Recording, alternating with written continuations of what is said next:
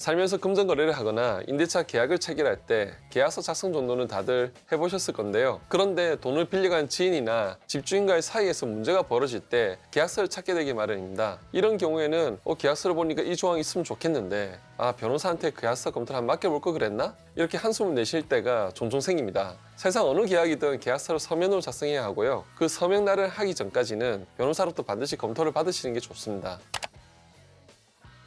큰 회사들이 사내에 변호사를 두는 이유 중 하나는 계약을 체결할 때 문제가 되는지 몰랐던 조항이나 일반인들은 간과하기 쉬운 이슈를 잡아내기 위해서입니다. 특히 회사의 운명이 걸린 사안에 대해서는 계약서를 법무팀에서 몇 달씩 묵혀두고 사내 변호사들이 눈이 닳도록 검토하는 일도 비일비재하죠. 계약 체결 여부를 고민하는 순간부터 계약서 작성과 검토를 매우 중요시 여기고 변호사를 통해 수차례 수정을 거치는 것을 당연하다고 생각하는 이런 서구권과는 달리 우리나라에서는 아직도 계약서의 중요성이 간과되고 있는 듯합니다. 심지어 수억 원의 금전이 오가는 계약 관계에서도 구두로만 진행되는 사안도 종종 볼 수 있습니다. 반대로 변호사로부터 검토받은 조항에 대해서는 협상력이 높아지는 경향이 있습니다. 변호사들은 일단 검토할 계약서를 받으면 가장 먼저 계약 체결 당사자와 서명란을 살펴보고 각자 계약 체결의 권한이 있는 자들인지를 확인합니다. 내가 체결할 계약 상대방이 권한이 없거나 책임 소재가 불분명해서 낭패를 볼 위험을 미연에 방지할 수 있습니다. 다음으로 계약 당사자가 작성한 계약서 초안 내용을 살펴보면서 내용상 불분명하거나 의뢰인에게 일방적으로 불리한 독소 조항이 있는지 없는지도 꼼꼼하게 살펴보고요. 그 의미를 분명하게 수정함으로써 의뢰인이 의도하는 계약의 효력을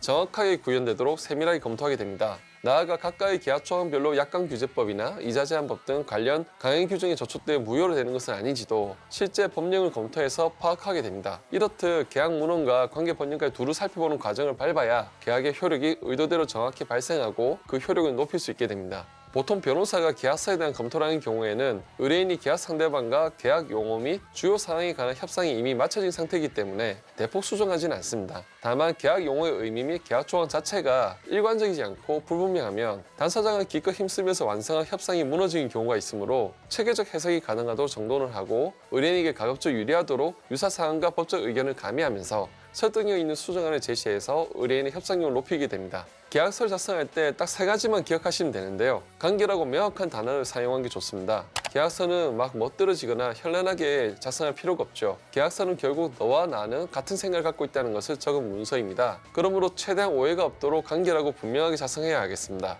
가급적 표준어를 사용하고 법적 표현을 사용할 필요가 있겠습니다. 표준 계약서를 활용하는 게 유리합니다. 변호사들도 계약서 작성하거나 약관을 검토할 때에는 공정거래위원회나 국가기관들이 마련한 표준계약서, 표준약관을 꼭 확인합니다. 이러한 표준계약서나 표준약관들은 계약 분쟁 자체가 국가 경제적인 손실이므로 이를 미연에 방지하고자 상당한 노력을 투입하여 만들어둔 것이기 때문에 가급적 적극 활용하시는 것을 추천드립니다. 요즘 인터넷에 조금만 검색해봐도 자신과 맞는 표준안을 어렵지 않게 찾으실 수 있겠습니다.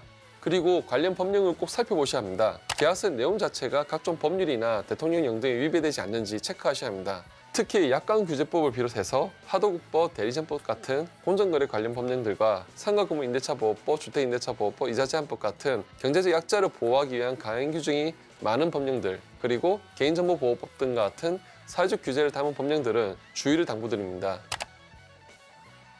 막상 계약서 작성 및 검토가 절실한데 아는 변호사도 없고 전문 변호사 찾기도 어려워서 망설일 수 있습니다. 요즘은 네이버 엑스퍼트나 크문과 같은 버티컬 플랫폼에서 스타트업 위주로 합리적인 비용으로 계약서와 약관 검토 이런 것들을 온라인 서비스로 변호사들이 제공하고 있기 때문에 조금만 발품을 파신다면 여러 위험에서 벗어나서 효과적인 계약서를 완성할 수 있겠습니다.